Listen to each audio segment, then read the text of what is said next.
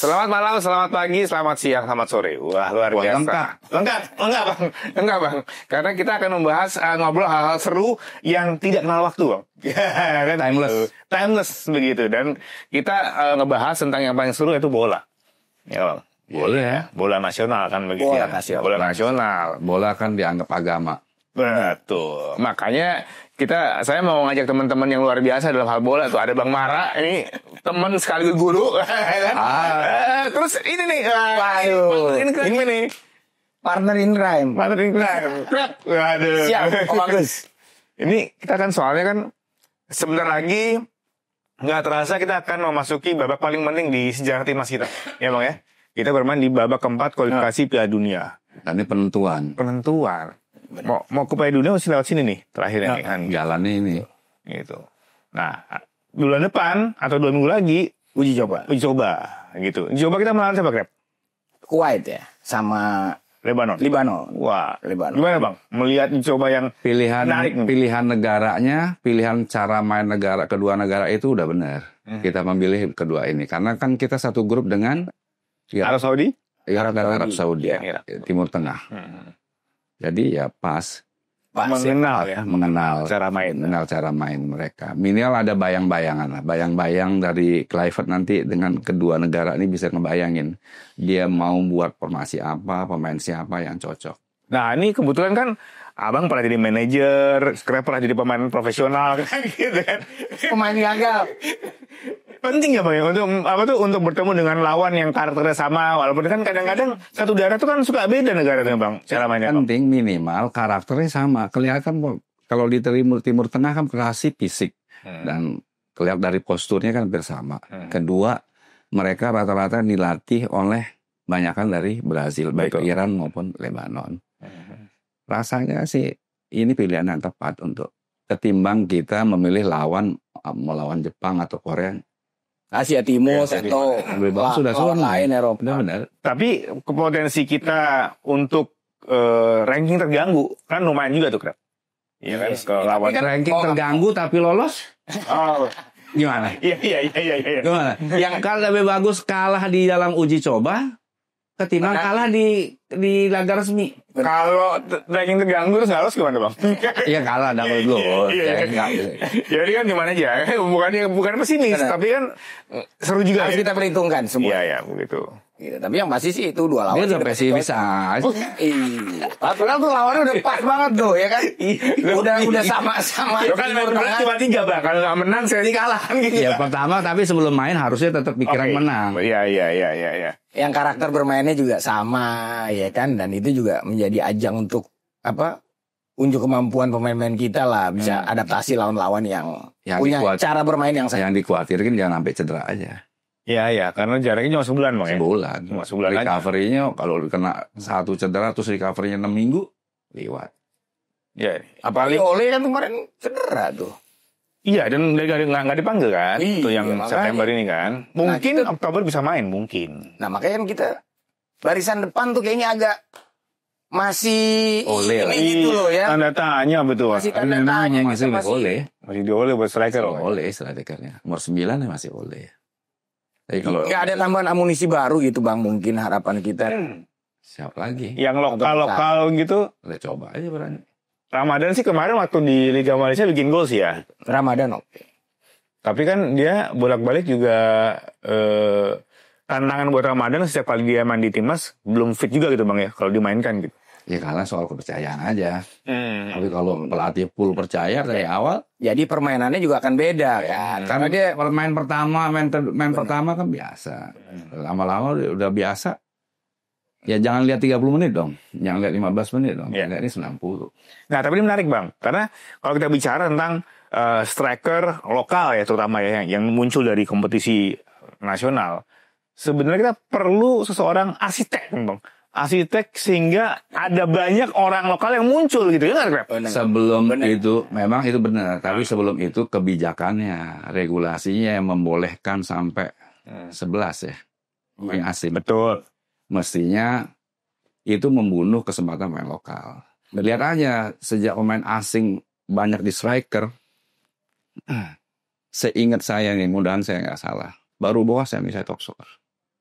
bosa-losa. Habis itu nggak ada. Nah, artinya dengan sekarang kan berarti semakin kompetitif nih. Makin kesempatan makin kecil. Makin kecil. Nah, siapa? Yang rugi timnas. Berarti perlu dirtek yang jago, Bang. Ya itu, tapi masalahnya sampai saat ini kan PSSI tidak memberikan kepercayaan penuh pada Indra Sapri. Sebetulnya Indra Sapri sebagai pelatih lokal yang boleh dibilang ya satu-satunya mencetak prestasi apa U23 SEA Games ya juara dia bisa bawa AFF juara U23 Asia udah U19 pernah juara tuh era Evan Dimas. Iya betul. Terus ditambah lagi kan dia udah dapat sertifikat FIFA untuk direktur teknik dan mungkin dia satu-satunya. Mungkin pertanyaannya kenapa Pak Erik masih belum percaya dan tanda petik masih terus melakukan masih nyari scouting. Kenapa terus? Nah, ini dia. Nah, ya itu dia makanya kemarin sih sempat ngobrol. Maksudnya dia sempat jadi dirtek kan? Dirtek waktu itu zamannya Ibul. Iya betul, Pak Iwan Bule. Turun gunung buat pelatih SEA Games. Emas lagi. Emas kan. Habis itu, nah makanya habis itu kan statusnya terus gantung tuh. Makanya kenapa digantung? Kan gantung. Iya. Makanya menarik ya. Nah, padahal kan perannya penting dan mungkin juga kan jadi orang juga jangan salah kaprah kalau dirtek itu kan nggak hanya melekat ke timnas sebenarnya. Betul. Dia menyusun program, strategi, cara bermain, gitu kan, filosofi. Nah, kan filosofi juga pernah kita bikin kan waktu itu ada Villanesia kan yang mungkin bisa di-develop kan gitu. Jadi kenapa? Apa kurang? Apakah rekodnya dianggap kurang gitu? Kayaknya Pak Indra Sapri nggak bisa bahasa Belanda boleh. tapi ada bahasa pemain kan bisa bahasa Indonesia Bang gitu kan. Kayaknya kurang percaya sama nggak percaya. Lokal kayaknya ya. Pak Erik nggak percaya. Iya kayaknya ya. Kalau lihat kebijakan Liga Super yang signifikan banyak pemain asing, ulang-ulang ya pemain asing perlu. Asal ada transfer knowledge. Mungkin ini Bang, jadi kan dicari dirtek yang kemudian levelnya atau frekuensinya sama dengan para pelatih timnas kan gitu Bang. Karena kan sekarang kan timnas tuh ada banyak advisor Bang. Ya kan, ada Jordi Cruyff misalkan, terus juga ada Simon gitu kan. Mereka Mata. Ya selain di luar Simon sama Mata ya. Ya, Clever rekam jejaknya pelatih. Dia jangan tanya sebagai pemain, dia legend, dia kan pemain termuda, juara Liga Champions, harus diakui. Jordi, ya bukan hanya sebagai darahnya seorang legenda sepak bola nasional, tapi pada saat pegang tim kan juga belum pernah. Mungkin bukan sebagai direktur, ya dia pernah direktur di klub Israel nggak salah itu. Oke. Ya di Barca juga, di Barca juga. Tapi perlulah waktunya kita percaya sama orang lokal. Dan ini baru pertama kali dalam sejarah pelatih timnas tidak didampingi oleh pelatih lokal. Nah makanya dari Cooper itu termasuk bapaknya Sinova kan, asisten. Iya. Itu Sartono Anwar. Nah ini baru pertama kali dalam sejarah pelatih timnas tidak didampingi oleh pelatih. Jadi berharap transfer knowledge nggak ada. Emang dari sekian banyak. Mungkin karena targetnya tinggi kali Bang. Harus ke Piala Dunia gitu Bang. Mumpung Bang, babak keempat. Ya memang ya tapi kan perlu juga bahwa bagaimanapun juga kan lokalnya ya perlu. Kan mereka orang tua semua kan berharap juga anak-anaknya jadi. Kalau kita lihat semua orang tua demikian antusias antara anak-anaknya di sekolah sepak bola kan perlu juga ada sarananya itu kepercayaan. Ya menurut saya sih. Saya waktu saat itu pegang klub masih 5. Ya. 3 nanti ya. 3 main asing. Nah sekarang sekian banyak, makin kesempatan makin kecil. Secara tidak langsung yang kita tidak sadari ini adalah capital outflow. Kan uang keluar berarti. Ya. Kita bayar pemain asing maupun pelatih. Coba soal pelatih asing siapa yang tinggal di klub? Paling Rahmat Henry Silo doang. Di Liga 1 sekarang. Henry pegang apa sekarang? Malut. Iya. Yang lainnya asing semua 17. Betul. Makanya itu perlu dipikirin. Kemarin juga ketemu di lapangan bola, ketemu orang tua murid, dia bilang, waduh, Mas, saya jadi agak pesimis. Saya fokus anak saya di bola. Pemain asing udah 11 katanya. Mau kemana nanti pemain anak saya nanti main bolanya? Gitu. Oh, ganti ke Milan. Mainnya keluar berarti. Mainnya keluar gitu kan. Ya kan. Tapi makanya Bang itu dia tadi kalau balik lagi ke Dirtek kan kita juga yang menjadi pertanyaan saya ini perannya si Simon Tahamata. Dia kan sebagai direktur scoutingnya di sini. Tapi apakah dia sudah menjalankan tugasnya dengan benar? Apakah dia sudah scouting ke daerah-daerah untuk mencari pemain-pemain muda potensial yang untuk mengisi skuad nasional? Nah kan pada faktanya kan ternyata pemain-pemain timnas ini yang dari luar, juga kan di store kayaknya melalui agensi gitu loh. Melalui agen. Oh ya bener ya. Dia tahu gitu. Waduh. Agensi kalau kayak gitu kan berarti maksudnya Simon nggak ngejalanin tuh ke daerah-daerah yang kuat jalan memang Indra Sapri. Yang Indra Sapri kan dulu kan dia keliling berusukan nyari pemain-pemain. Nah itu kan harusnya yang harusnya atau beda gaya dilakukan oleh Simon harusnya. Beda gaya kalau kita lihat gaya mainnya yang pernah dilatih oleh Indra Sapri kan bermainnya kan dengan flanknya sangat kuat. Mungkin gayanya ingin berbeda dengan sekarang gitu. Jadi dia nggak cocok. Kalau lihat karakter timnas kan dari dulu kan memang flank kuat. Mau ngomong gitu Andi Laga kira Bang sekarang mau ya silahkan aja tapi kalau melihat sih karakternya jangan dilepas dulu. Tapi sebenarnya gini Bang, ya saya sepakat sih bahwa mungkin kita mesti kasih kesempatan sama Indra Sapri pelatih lokal gitu kan ya. Toh sudah ada semua catatannya. Tapi di sisi lain kan mungkin dia nggak cocok. Tapi saya bingung sebenarnya. Ini udah 2005, 2 tahun lebih nggak ada Dirtek. Kenapa gitu Bang? Ya itu pertanyaan Pak Erik. Benar. Pak Erik pakai masalahnya bertanya sama Pak Erik. Perlu nggak direktur teknik? Atau dia hanya percaya bahwa udahlah lewat pelatih timnas mau ini. Ya memang soal insan kan memang kita udah jalan insan. Iya. Bang kan sekarang kita adanya advisor kan ya. Jordi Cruyff itu. Nah sekarang kita bertanya perannya Jordi Cruyff ini apa? Jadi, nah dia advisor pada timnas. Nah iya maksudnya. Ya teman diskusi atau apa? Ya kenapa Aspire kan bisa ngasih masukan. Kan dia kalau diskusi harusnya sama asisten pelatihnya. Ada Alex Pastur. Jago juga tuh Alex. Iya kan semuanya komponennya banyak tuh Bang. Ada hampir 11 aja. Asistennya segala macam komponen dari. Harusnya kan dia kalau mau diskusi atau apapun itu kan bisa ke asisten dong. Atau rekrutmen ini dengan nama-nama besar ini Pak Erik mau untuk gampang rekrut orang-orang diaspora di luar sana untuk meyakinkan, untuk yakinin Emil kan lama. Awalnya kan bapaknya sahabat saya itu Emil, nggak mau. Tapi butuh orang-orang yang punya pengaruh, punya nama besar di Eropa kayaknya. Oh, ya itu kan lewat agensi Bang, bukan lewat si advisor atau si tim scouting kan gitu. Nah, makanya itu kita pertanyakan si Jordi itu. Loh. Enggak, berarti kalau kita kembali ke awal ya, kalau gini caranya memang kita nggak mungkin bisa punya pemain lokal yang moncer Bang. Karena yang dipentingin adalah bagaimana menarik perhatian para pemain-pemain yang punya darah Indonesia kan. Tapi kalau lihat pemain muda moncer, tapi saya lihat main U17 oke lah. Oke. Makanya 17 oke lah.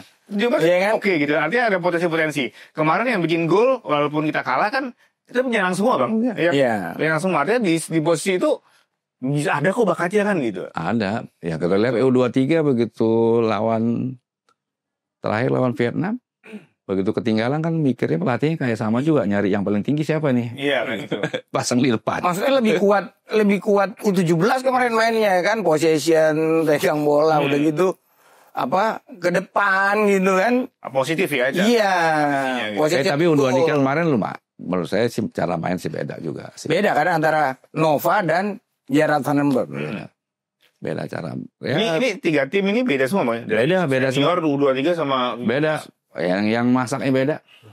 Nah kayak Bang kan iya kan itu Bang. Jadi memang Dirtek ini sini. Nggak ada yang karena tidak ada Dirtek, nggak ada yang jadi pegangan. Jadi tidak seragam. Masalahnya cara bermainnya tidak seragam Bang ya. Saya bisa bayangin juga Pak Erik. Kalau tunjuk Indra Sapri ini Kluivert gimana? Ini kan dua-dua pemain timnas Piala Dunia juga gitu. Jadi tapi Abang lihat 23 Gerard main oke. Main ada fighting, ada ball position harus diakuin kemarin. Memang main ball position tapi masalahnya kan kita menang tuh tim menang itu bukan karena ball position banyak. Tidak selamanya orang yang pegang ball position besar menang. Betul. Itu kan tapi minimal ya udah maju mainnya, nggak bertahan. Beda sama yang sebelumnya. Ini menarik sih Bang, karena kan kalau nggak salah U23 ini akan menghadapi kualifikasi Piala Asia bulan depan kan.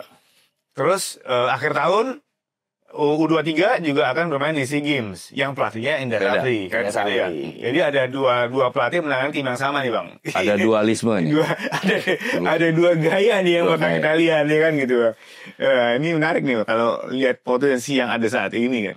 Tapi saya sih berpikir nggak ada salahnya dan sudah waktunya lah kasih kesempatan Indra Safri. Kasihlah dia kesempatan, kasih dia memberi kesempatan untuk memberikan bukti gitu sebagai direktur teknik. Karena yang udah kita yang seperti itu tahannya dingin kayaknya. Iya. Kalau tim dia pegang tuh kayaknya. Karena orang baik juga. Dan kemarin kan dari 3 target kan dia cuma 3 lolos kan ke Piala Dunia, tapi ke Piala Asia kan lolos. Betul. Iya, tapi AFF sama SEA Games lolos. Jadi kan. Tapi juga tantangan Bang, karena gini Bang, selama ini kan Coach Indra Safri kan selalu menangani tim. Kalau menjadi dirtek itu kan behind the desk banget kan gitu kan ya. Tidak langsung. Kan dia udah ada sekolahnya. Iya, makanya kan artinya kan dia harus membuat sebuah sistem yang cukup panjang sehingga tanpa kehadiran dia itu pemain itu akan muncul dengan sendiri kan begitu tantangan dirtek kan seperti itu. Ini juga tantangan buat Coach Indra ataupun siapapun yang di dirtek ya. Kalau sekarang PLT. PLT dirtek. Tapi ya digantung. Kan Indra Safri juga butuh kepastian juga kalau. Memang kalau dalam sebuah kisah romansa itu digantung nggak enak. Iya.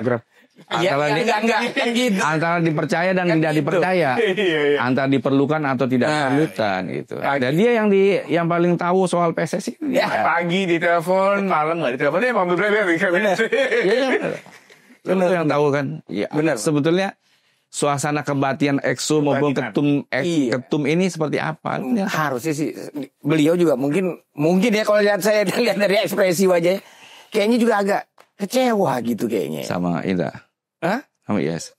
Bukan si PLT kita. Oh kalau dia nggak ngaruh kepastian sih pasti. Itulah makanya. Nah, suasana kebatinan EXCO sama ketum gimana soal dirtek ini?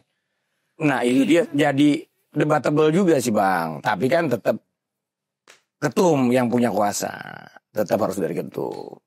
Ada makanya ketum masih mencari sana, masih lihat. Ya buat orang goyang, buat orang nggak fokus kan. Masih window shopping buat ini, ya abisnya ngapain kerja.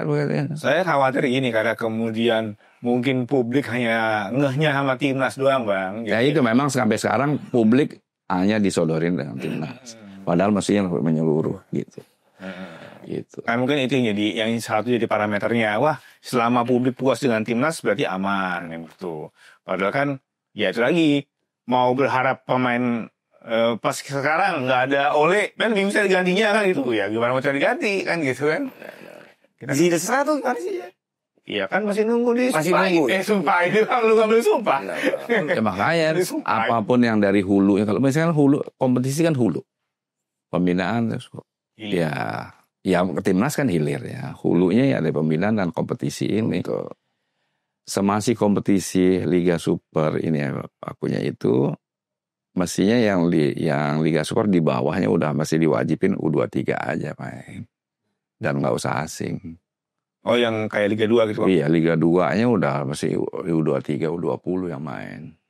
Atau dibikinkan kompetisi sendiri Bang? Kan kalau dulu zaman saya ada U21 kan Dedi kan U21 dari zaman saya masih ada sebelum senior main sehari sebelumnya main. Nah sekarang kan lebih banyak tuh Bang yang bisa karena kosnya kan nggak tahu sekarang klub-klub kan kosnya gimana. Harusnya sih bisa tapi ya jalan pintasnya kasih aja lah affirmative action aja. Misalnya hobi jalan pintas sih Bang. Ya nggak apa-apa jalan pintas sih dengan menaikkan langsung dia pakai kompetisi di Liga 2 kan nggak apa-apa gitu. Iya, saya takutnya gitu Bang, karena kita hobi jalan pintas, nggak perlu dirtek dia gitu deh. Selagi sekarang betul kesimpulannya lah. Kan bagus, penting. Setuju, penting. Lu setuju dirtek? Penting Bang. Oh, setuju dong. Kalau karena itu ya memang kita tutup bahwa suka atau tidak suka dirtek itu wajib dan harus diputuskan segera. Dan saya pribadi berharap PSSI kasih kesempatan kepada Indra Safri. Ya, boleh Bang. Gue setuju ini Indra Safri. Beliau oke kalau menurut gue. Iya. Karena kan kita butuh program seragam, cara bermain, filosofi bermain. Yang penting. Yang itu nih. Gitu. Bener Bang. Masalahnya ngikutin nggak pelatih lain begitu dia? Nah itu kan pertanyaan berikutnya Bang. Dia kan selalu ego pelatih juga. Tuh. Ya minimal skillnya masih sama lah skillnya kan. Ya skill nahan bola masih seimbang semua. Kan kita perlu juga kayak Feb ikutin Tiksi. Iya kan? Iya. Tiksi bilang begini, Feb ikut. Gitu. Udah. Kesimpulannya Indra Sapri harus ya kalau bisa harus segera diputuskan. Dirtek. Ya, Dirtek. PSSI harus punya Dirtek. Karena kita kan akhir tahun ini juga kita harus siap menghadapi U17. Iya, lu nanya World Cup ya lo. U17, U23 terus Oktobernya penentuan tuh. Iya. Itu bisa kalau kita juga sekarang ini juga Bang kasih selamat juga ke Pak Asno. Iya. Jawab sebagai manajer Timnas U17 yang baru. Selamat Pak Asno. Gitu. Selamat buat Jaki juga. Selamat Jaki juga akan berhasil juga tuh Jaki. Bang Jaki udah 3. Yang U23. Ini para manajer kita kerja luar biasa Bang ya. Ya udah. Mantap ini. Udah diisi sama 3 orang yang gila bola banget. Pak Asnur, Bang Jaki, Pak Marji. Wah, udah. Tanganin semua. Mantap itu. Berarti tinggal Dirtek Bang. Iya, Dirtek Bang. Indra Sapri. Semoga tontonannya biar variasi nama saya simpen dulu. Karena tontonannya udah pasti ditonton sama Pak Erik. Mungkin ini bisa jadi masukan, jadi referensi. Mungkin juga bisa mengubah lah. Kalau para partner saya sudah ngomongin nama, saya skip dulu namanya. Biar variasi ya. Tapi Dirtek ya. Dirtek perlu. Oke, jadi hari ini kita sudah sepakat harus ada Dirtek di PSSI untuk membangun sepak bola nasional lebih terengginas. Jadi gini ya. Supaya lebih tersusun, terencana. Oke.